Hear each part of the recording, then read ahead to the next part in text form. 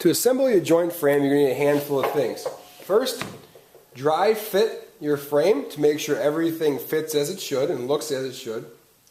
Next, you're going to need 2 dowel pins, 4 pocket hole screws, a bottle of wood glue, an F-clamp, and a drill with a square head driver in it. The first thing we're going to assemble here is the miter joint.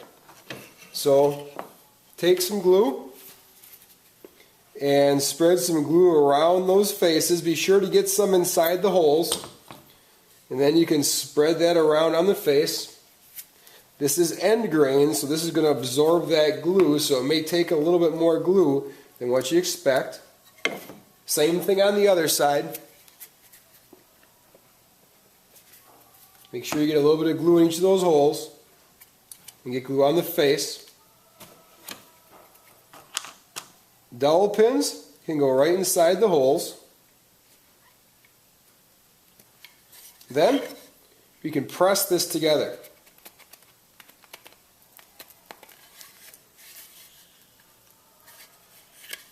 So that's our miter joint. Make sure it's pressed together tightly. Next, we'll put in our pocket holes. When you place pocket holes in, we need glue on just the end grain board. So cover that face. Now we need to clamp this joint as we screw it together in order to keep it from lifting on us. So line it up exactly where you want it on the edge of the table. Then take your clamp, clamp between the table, and place the pad of the clamp right on the center of that joint. And clamp it down pretty hard. We don't want it to move. Place your screws inside of the pockets. Make sure they get inside of that smaller hole, and so that's drilled inside the pocket.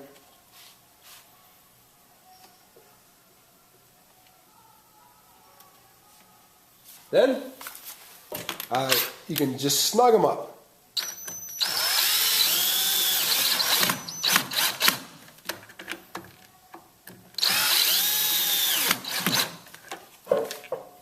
When the screws are in, it's okay to take off the clamp.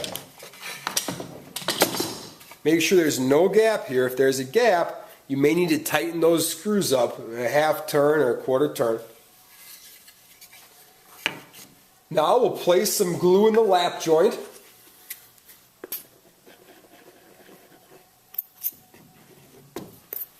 Again, take your finger, spread that around, make sure the entire joint is covered.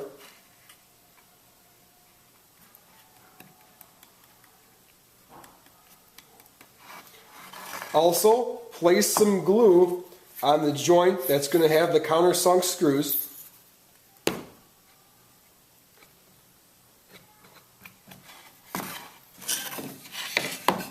Place it on the edge of the table and line up this countersunk joint over here. Again, we're going to need to use a clamp to hold this down as we screw it together. So place the clamp right over the top of the joint, just like we did with the pocket hole joint, and clamp it down pretty tightly again.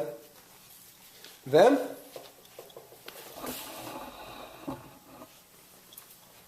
place a pocket hole screw on the end of the driver and place it right into the countersunk hole that you made, and you can drill it in. You know it's in all the way where you'll be able to feel it tighten up. Right there.